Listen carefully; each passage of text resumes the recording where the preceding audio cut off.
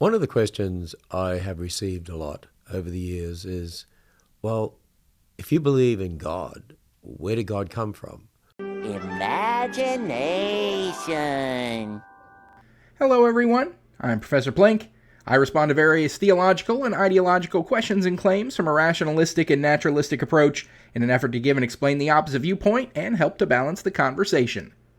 You know, last month my channel celebrated its 3-year anniversary here on YouTube, and crazy as it may seem, in all that time, and among all of my videos addressing religious apologists, I have never once responded to good old, Ken, you can't claim it's true if you weren't there to see it. Hey, have you read this book about things I wasn't there to see? Ham. The proprietor of Answers in Genesis, owner of the Ark Encounter roadside attraction, and general apologist buffoon extraordinaire. Now, I haven't responded to him in the past because Ken is a bit of a rare breed when it comes to apologists. He's the kind of apologist who doesn't really do much apologia. Unlike most apologists who attempt to push their religion and God belief onto others, including many within his own organization, Ken doesn't often delve into why he believes in God or why he thinks others should. Largely, he just asserts Christian talking points and dogma, expresses them as if they were incontrovertible fact, and doesn't even bother to attempt to rationalize them beyond, well, it says so in the Bible. But I came across a video among his heaping mounds of religious flotsam where he is actually attempting to make an argument for a belief in God. And specifically, this video is titled, What Atheists Always Get Wrong About God. Well, don't call out my people unless you intend to get a response from the Plank. So let's tackle the meanderings of this pious porkmanteau and see if he can actually convince anyone to take what he has to say seriously. But before we get to that, if you end up liking what you see in this video and would like to help out the channel, make sure to subscribe and click the bell so you'll always be notified when new content comes out. Check out my social media, including my Patreon, Twitter, and Blue Sky, all linked in the description. And of course, like this video, maybe pop in a comment. All that goes a long way towards pleasing the YouTube algorithm, which delivers direct, demonstrable data devoid of dogma and defying dependence on divine directives. Delusions of deities dissolve when deprived of dictatorial dipshittery. May keep my channel motoring along. Now on to today's video. One of the questions I have received a lot over the years is, well, if you believe in God, where did God come from? Or who made God? And of course, the secularists will say, well, is there really a God? They don't believe there's a God. So how would we answer that question? Simple.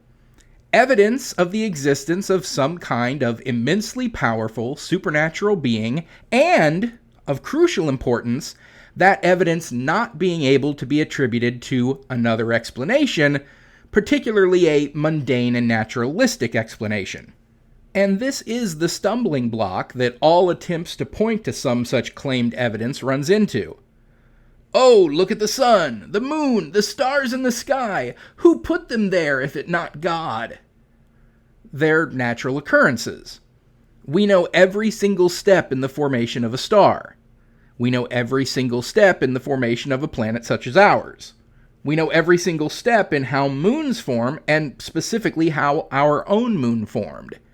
As a matter of fact, there is no occurrence of any kind that theists can point to as something that is utterly unexplainable as a natural occurrence in a godless, unguided universe. And there's the rub.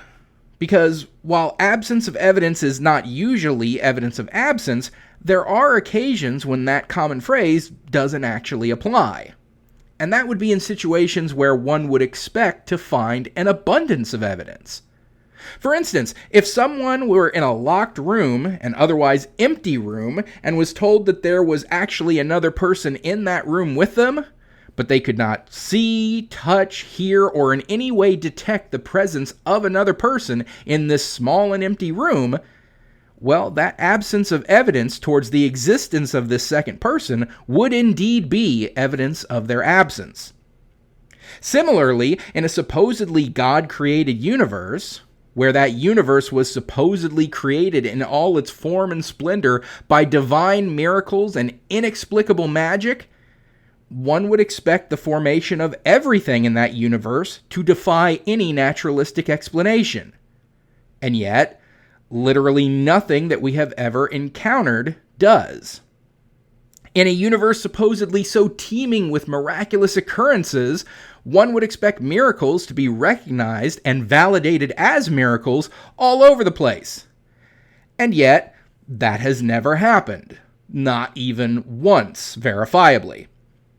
And in a universe supposedly created by a God that wants and desires a relationship with every single person to ever live, so much so that not having a relationship with them is a one-way ticket to them being eternally tormented and eternal suffering, something that this God supposedly wants to avoid, that irrefutable evidence of its existence should be present everywhere. Right up to and including that God speaking personally to every individual to ever live. And yet, that doesn't happen. The absence of evidence for your God, evidence which should exist in abundance if your God exists and half the things you claim about it are true, is absolutely evidence of your God's absence. Is there really a God? How would we know that there's a God? Where did God come from if there is a God? The Bible starts off this way. In the beginning, God created. You notice something? It doesn't set out to prove the existence of God. It just says God is. God exists.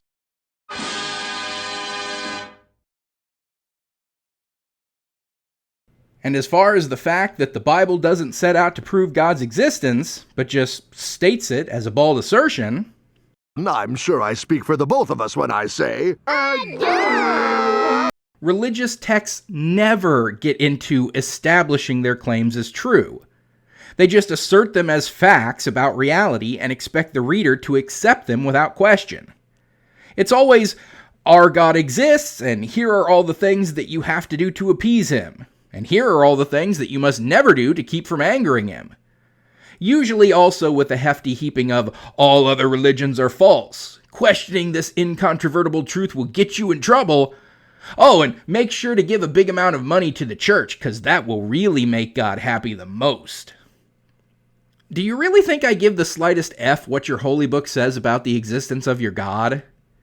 Here, I have a holy book that says you should tithe all to shit to your nearest cycloptic pink tribble, for they always speaketh the truth in all things. And there's a hell of a lot more proof that my book is right because, here's a cycloptic pink tribble talking to you right now. Your God, on the other hand, has never said a single word to you, me, or anyone. And on a more serious note, while I really would like to say, hey kin, let's get away from stuff asserted in a book that I don't agree is an authoritative text and won't be convinced by, nor will you convince any non-Christian of anything using it, I realize it would be pointless to say that because kin goes back to the Bible pretty much every chance he gets. And as you read through Scripture, the God of the Bible is a God who lives in eternity outside of time. In fact, when it says, in the beginning God created the heavens and the earth, in the beginning God created time. So God doesn't exist in time. And this is one of the best examples of apologists like yourself, kin, not understanding what you're talking about and are just repeating slogans and phrases that you've heard your whole life, have accepted, and are now rehashing. You can't say that God lives in eternity outside of time, because that's a contradiction in terms. Because eternity literally means infinite time. So what you literally just said was that God lives in time outside of time. You might as well have said that God lives in London outside of England, or God lives in Brazil outside of South America. You literally don't know what the word eternity means. It's just a word that your pastors always use and use synonymously with something ethereal or otherworldly, and you adopted it into your theological lexicon without considering the implications of what it means. And another example of that same thing, not thinking about the implications of what you're claiming, is saying that in the beginning, God created time. Creation itself is something that requires time in order to happen. Creation is a process. It requires steps to happen in a sequence. Minimally, it requires there to be a time before the decision to create was made, then a time when the decision was made, then a time when the act of creation begins. These things have to happen in this sequence in order for any process to take place. So there would have had to have been time before time began in order for your God to have engaged in the process of creation of time itself. Without time, such a process of decision-making and intentional action would have been impossible. Well, first of all, through God, all things are possible, so jot that down. So the biblical God exists in eternity. Now, how do we understand that? Well, we're finite beings. We're created beings. We will never understand that. We never can, because to us, everything has a beginning, because the universe had a beginning. Time had a beginning, and we're created in time. We're created in this universe. Therefore, to us, everything has to have a beginning. So we cannot, as finite beings that had a beginning, understand an eternal God who has no beginning. Not true, Ken. I mean, it's kind of bonkers that you claim that we, as humans, cannot understand the idea of something eternal, or that to us, everything has to have a beginning, when you are sitting there positing the existence of an eternal being who doesn't have a beginning. Clearly, you don't have a problem wrapping your head around the idea of something existing without a beginning, nor any of the other theists in the world who claim the same thing. No, I have no problem conceiving of something existing eternally with no beginning. Now, one thing you said right, time certainly does have a beginning. At least our instantiation of space-time began 13.8 billion years ago. That's when the clock started, so to speak. So you were right about that.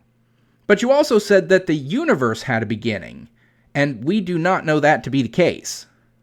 The current form and presentation of our universe did start 13.8 billion years ago, but that was certainly not the beginning of our universe, because we know that our universe existed as a hot, dense state of primordial energy called a singularity when the Big Bang expansion began, and we have no idea where that singularity came from.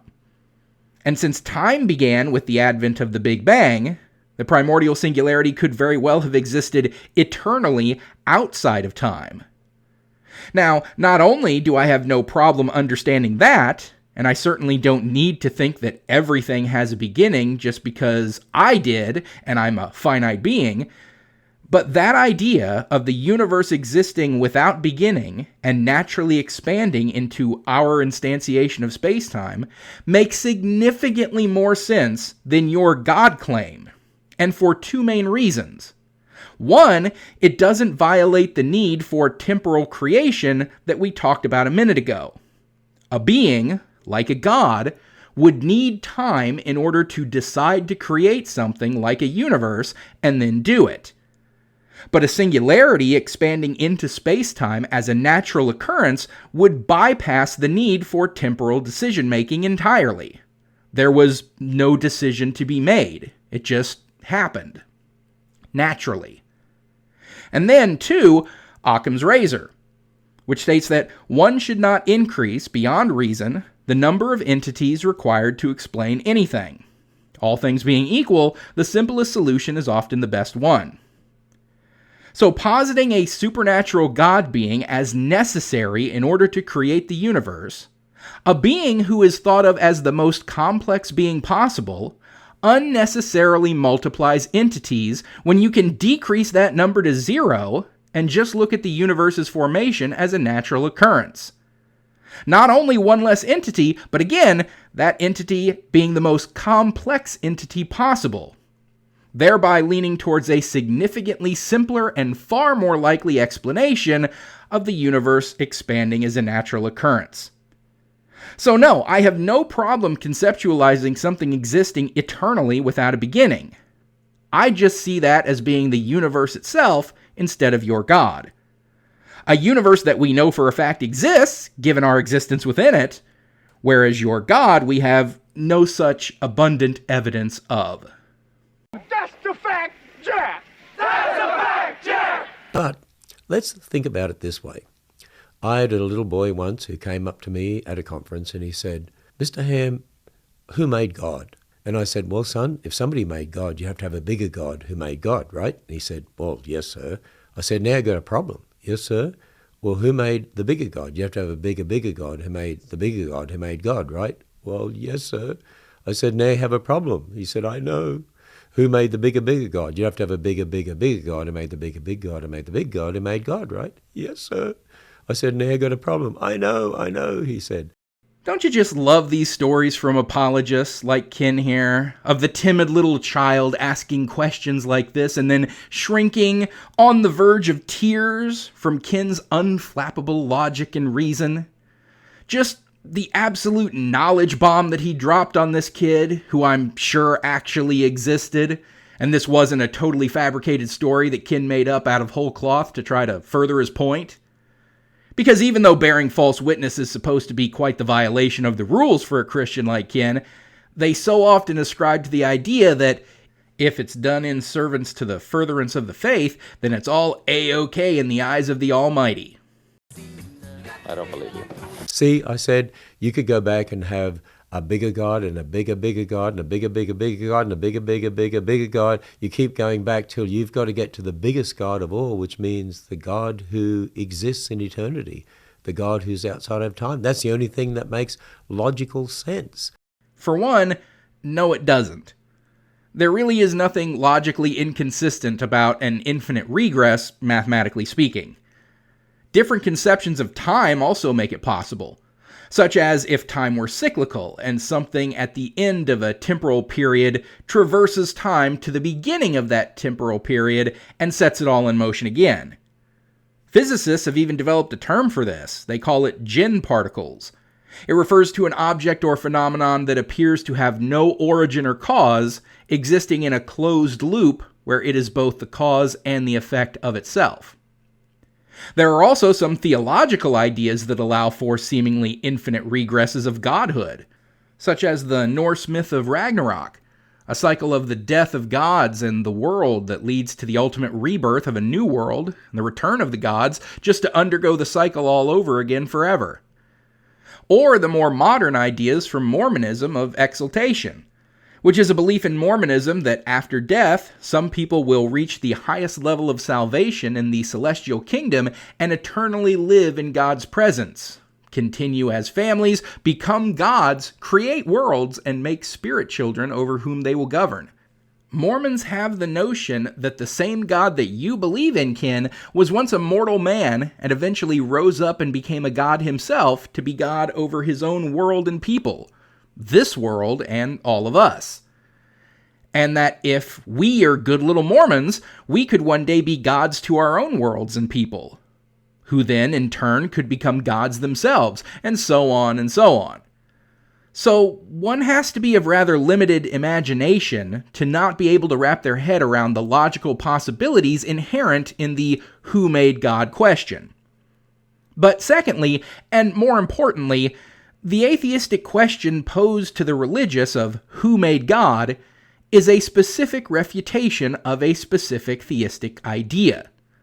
Namely, that everything has to have a cause, which you yourself said multiple times in this video already, Ken.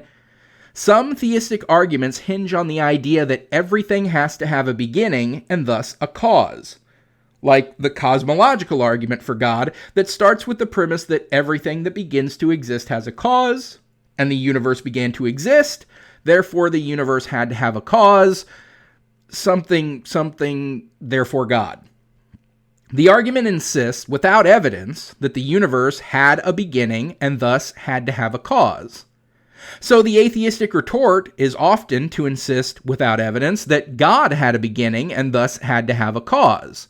So the question becomes, then who made God? And the inevitable theistic retort is, well, God didn't have a beginning, so he doesn't need a cause. And, well, if you can assert that God can exist without a beginning, then I can assert that the universe itself can exist without a beginning. And if your God can exist uncaused, the universe can exist uncaused, and thus you can't use the cosmological argument. So, what else have you got, Ken? nothing else makes sense. Think about it from a secularist perspective. Why does matter even exist? Where did matter come from? When I debated Bill Nye in 2014, one of the questions asked was, where did matter come from? And his answer was, I don't know, it's a mystery. If I recall correctly, Nye was referring to what led to the Big Bang expansion that gave rise to the earliest matter and atoms as a mystery, not the process by how the earliest matter and atoms arose itself as being a mystery. Because we do know the process of how the earliest matter came to be. In the first moments after the Big Bang, the universe was extremely hot and dense. As the universe cooled, conditions became just right to give rise to the building blocks of matter, the quarks and electrons of which we are all made. A few millionths of a second later, quarks aggregated to produce protons and neutrons. Within minutes, these protons and neutrons combined into nuclei. As the universe continued to expand and cool, things began to happen more slowly. It took 380,000 years for electrons to be trapped in orbits around nuclei, forming the first atoms. And if you would ask, well, but why did all of this happen this way? What caused those atoms to form together? That would be the nuclear force, one of the fundamental forces of the universe, like gravity and electromagnetism. It's a fundamental force that exists as a brute fact of the universe. So just because you don't have a clue how these things happened, and you are perfectly comfortable just insisting that God did it and moving on, plenty of people throughout history have not been so content to just leave it at that, and have actually looked into it, and we found actual answers for all of these things. What do secularists believe? That matter has eternally existed, or matter came from nowhere for no reason, or that energy has always been there, or space has always been there, or time has always been there? Where did it come from? Why does any of this exist? None of it makes sense. The universe is under no obligation to make sense to you. For one thing, secularists don't have a unified position on pretty much anything other than not conforming to religious doctrine. Frankly, secularist is a bad term to use, and you haven't even said the word atheist a single time in this video, even though it's in the bloody title of the video. Now, I regularly chastise apologists for attributing any scientific or naturalistic claim to atheists in general, since atheism is not a system of beliefs, and there's not a single thing that all atheists agree on, other than that we don't believe in any gods. But the word atheist would be a better term for you to use here, Ken, than the word secularists, because secularists would be even less specific. Secularists would only be referring to people who do not want to appeal to religion or spiritual belief. It doesn't even insist that an individual not believe in God. There are secular scientists who believe in God, they just don't appeal to God as a catch-all answer to life's mysteries and go out and actually attempt to find real, substantive answers. There are secular politicians who go to church every Sunday and believe in God wholeheartedly. They just don't legislate based on their religious belief. Seriously, apologists of the world, use naturalist or materialist. That would be your best bet if you're trying to cast a wide net encapsulating people who adhere to scientific understanding and reject any supernatural or spiritual claims. But anyway, I digress. For two, as far as the things you've said that secularists can't account for, and that makes no sense, well, they make total sense. Matter comes from energy. One could look at it in the way of saying that matter is just a stabilized form of energy. But Einstein's famous E=mc², his formula for mass-energy equivalence, shows us that matter and energy are interchangeable. Space-time began with the advent of the Big Bang 13.8 billion years ago, a wholly natural occurrence. That expansion gave the primordial energy of the singularity room to spread out and thus cool, allowing for the aforementioned bonding of atoms and ultimately all the matter to arise. All of this came from the initial singularity which, as I've already gone over, is totally possible as an eternal, beginningless phenomena. And as far as that not making sense to you, even though an eternal supernatural being that is significantly more complex than an eternal natural singularity does make sense to you, well, I don't care. You know, it's interesting. I heard Richard Dawkins once asked about, a life on Earth and so on, and he suggested the idea that there could have been life on another planet that brought life to Earth and seeded life on Earth. But then the question is, where did that life on the other planet come from? Did other aliens seed that planet with life, so then they would come to this planet and seed this with life? And then where did they come from? Then were there other aliens? It's interesting. I think fallible man would believe in eternal aliens, but not an eternal God. Panspermia, which is the technical term for the idea of life on this planet originating outside of this planet and then traveling here by some means, is not a hypothesis that is meant to be an answer to the question of where life itself originated. It's only supposed to be an idea about how life came to be on this planet. So to criticize it as just kicking the can down the road and then forcing the question of, well, where did that life come from? Another planet? Then where did that life come from? Another planet? Well, it's to miss the point. You're getting angry at the idea for failing to answer something that it's not even attempting to answer. The primary secular answer to the origin of life remains abiogenesis, the generation of living material from simpler chemical building blocks, and that remains true even with the idea of panspermia. If anything, panspermia strengthens the idea of abiogenesis, because if it's the case that simpler life forms, like microorganisms, came to this planet from elsewhere, then that means that the same building blocks for life are present outside of our planet, and in fact are likely abundant throughout the universe, thereby decreasing the theistic idea that our planet's conditions and elements are unique in the universe, and increasing the likelihood of life arising naturally on other planets. And anyway, it's just an idea. It's not like it's a developed scientific theory, and it's made for some decent sci-fi. Who else has seen Mission to Mars? One other little interesting thing to point out. DNA is the most complex information language system in the entire universe, and life is built on DNA. And there's no way DNA could come about by chance, because we've never seen matter produce one bit of information. Wrong, wrong, wrong, wrong. Wrong, wrong, wrong, wrong. You're wrong, you're wrong, you're wrong. Yes, we absolutely have seen matter produce information in the same way DNA does. Frankly, all matter does. Look, I've said it before and I'll say it again. DNA is just chemistry. It's a molecule containing a variety of atoms, the structure and makeup of which determines its traits and properties. And all matter does basically the same thing.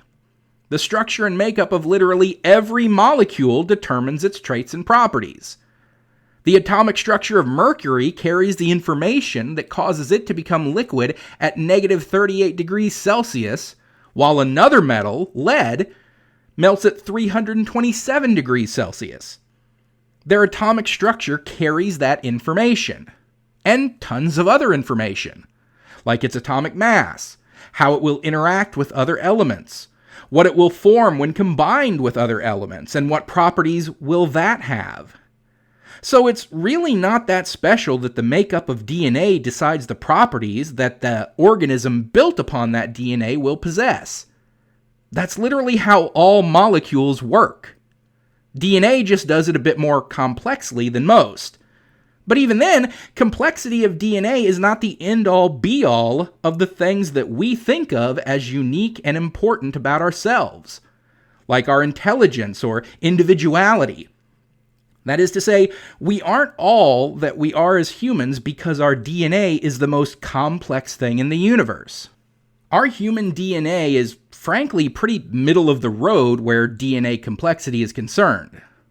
So, not to get too into the weeds of how DNA works, but it's broken up into segments called genes.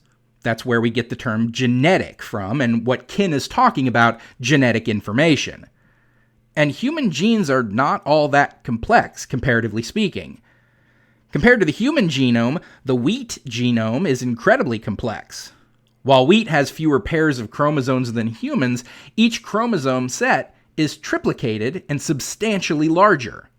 Moreover, wheat genomes contain a much greater number of genes, up to 125,000, compared to the approximately 20,000 genes found in humans. Lots of things that we would classify as lower life forms have more complex DNA and genes than we do. Lungfish, certain amphibians, various plants, etc. So genetic complexity does not correlate to things like consciousness, morality, intelligence, or any of the things that we think so vastly set us apart from most of the other life around us. It's complex because it keeps evolving and changing over time, never totally getting rid of anything, but instead adding, by way of mutation and natural selection, on top of what's already there. So claiming that DNA cannot possibly occur naturally is just totally wrong. It not only absolutely could arise naturally, but we have every indication that it did. From the Miller-Urey experiment that showcased how early organic molecules, like amino acids, could arise from inorganic matter, and lab experiments that have proven that literally all the parts of RNA and DNA can be created through natural means. There's simply no justifiable reason to think that DNA did not arise naturally. But you know, it's interesting. You'll see an archaeologist that'll go into a cave and they'll find an arrowhead. And they'll say, oh, there was life here. Look, you can tell. Intelligence. Intelligence made this into an arrowhead. It just hasn't eroded as a stone. It's actually had intelligence imposed upon it. That's why it looks like an arrowhead. And they'll say, intelligence was here. And yet they'll look at DNA, the most complex information system in the entire universe, and say, oh, no intelligence happened by chance random processes. And so now we have a derivative of the watchmaker argument. Oh, look, a watch! Well, a watch has to be designed, can't form on its own. So if a watch is designed, then the universe must be designed. Instead of that, we've got, oh, look, an arrowhead. Well, arrowheads had to be designed, can't form on its own, so if an arrowhead is designed, then DNA must be designed. Look, Ken, if that argument doesn't work with a watch, it sure as shit isn't going to work with an arrowhead. Complexity is not an inescapable hallmark of design. Both complexity and simplicity are natural states. And there can be things that are complex and naturally occurring, and there can be other things that are comparatively more simple and yet designed. For example, here's a picture of the sun, which is a gravitationally bound, near-spherical plasma star of primarily hydrogen and helium, generating energy through nuclear fusion in its core and emitting light and charged particles throughout the solar system.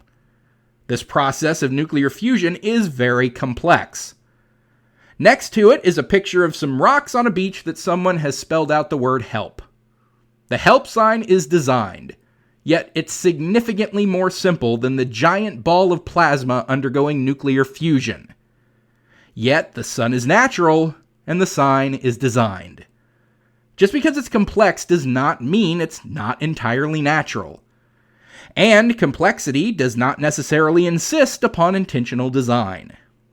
You are never going to get anywhere attempting to compare simple design to natural complexity in an effort to eradicate the idea of natural complexity altogether. It has never worked.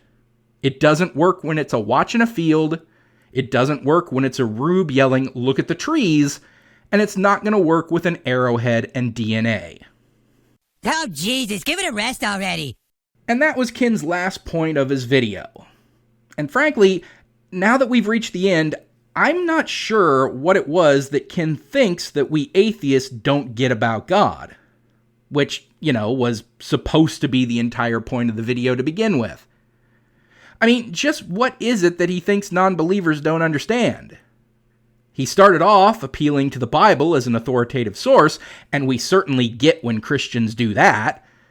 It's just that apologists, particularly Ken Ham himself, don't seem to get that non-Christians don't view the Bible as an authoritative source and not reliable in basically anything it says, especially the supernatural bits. Then he went into why God doesn't need to have a creator, which isn't really an atheistic misconception of God. It's a counter-argument when theists insist that everything needs a creator, but then special plead that their God gets to be the one exception to this rule. Then he droned on for a bit about how matter and energy and time and space and the universe itself had to have come from God because of his personal incredulity of space, time, matter, and the universe coming from an eternal, dense energy state. And then insisted that DNA couldn't come about naturally because of how complex it is, which simply isn't how natural complexity works, and absolutely, of course, DNA could evolve on its own, because we know that evolution does happen, and we know that DNA has evolved greater complexity. And that there are genetically more complex things than humans that turn out to be morphologically more simpler organisms. So his entire talk about DNA was largely born out of ignorance on the subject. Again, where was the stuff he thinks atheists don't get about God? All I really heard was a lot of things that Ken Ham doesn't get about science and the world around him. Which doesn't actually surprise me, as that's probably one of the biggest reasons he's such a resolute theist, as well as such a subpar apologist, and ultimately a generally silly and thoroughly unpersuasive human being. And so that is where we'll end things for today. So thanks for watching, everyone. Don't forget to like this video, comment, and subscribe so you'll always be notified when a new video comes out. Check me out on Twitter, Blue Sky, and Patreon if you'd like to support my work directly. My Teespring if you want some Plinky merchandise. All that linked below in the description. Special shout out to my most recent super thankers here on YouTube. Photo Nerd 1968, The Firefish, Salvi Mike, Christopher LF6RX, Wicked Pissa 63, Brianna Evans 180, and Pavel B. And with that said, until next time, I'm Professor Plink reminding you to keep striving for greater understanding. It's the best way to get wherever you want to go.